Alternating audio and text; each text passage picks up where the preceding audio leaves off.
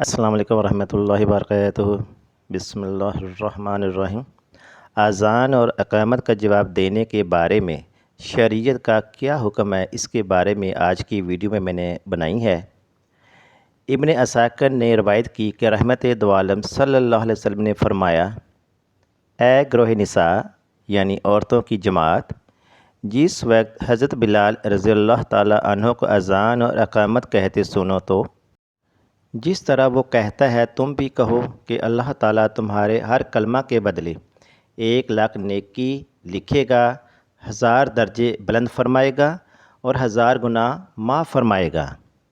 عورتوں نے عرض کی، یا رسول اللہ صلی اللہ علیہ وسلم، یہ تو عورتوں کے لیے ہے، مردوں کے لیے کیا ہے؟ فرمایا، مردوں کو 2 گنا ثواب ملے گا۔ مسئلہ، اذان کا جواب دینا واجب ہے اور اقامت کا جواب دینا مستحب ہے۔ جب اذان ہو تو اتنی دیر کے لیے نہ سلام کرے نہ سلام کا جواب دے۔ اگر کوئی چل رہا ہے اور اذان کی آواز سنی تو کھڑے ہو کر اذان کا جواب دے۔ اگر کام کر رہا ہے تو کام کرنا بھی چھوڑ دے اور اذان کا جواب دے، اور اگر قرآن مجید کی تلاوت بھی کر رہا ہے تو وقتی طور پر تلاوت ترک کر کے اذان کو غور سے سنے اور اس کا جواب دے۔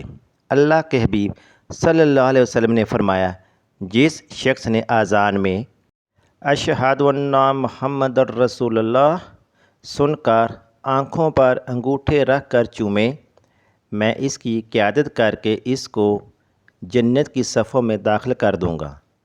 بحوالہ شرح صحیح مسلم جلد نمبر 1 صفحہ نمبر 190، جلد 2 صفحہ 5۔ آپ سے گزارش ہے کہ آپ ہماری ویڈیو کو لائک کریں، چینل کو سبسکرائب کریں اور بیل نوٹیفیکیشن کو آن کریں تاکہ آپ کو آنے والی ہر نئی ویڈیو کا نوٹیفیکیشن مل سکے۔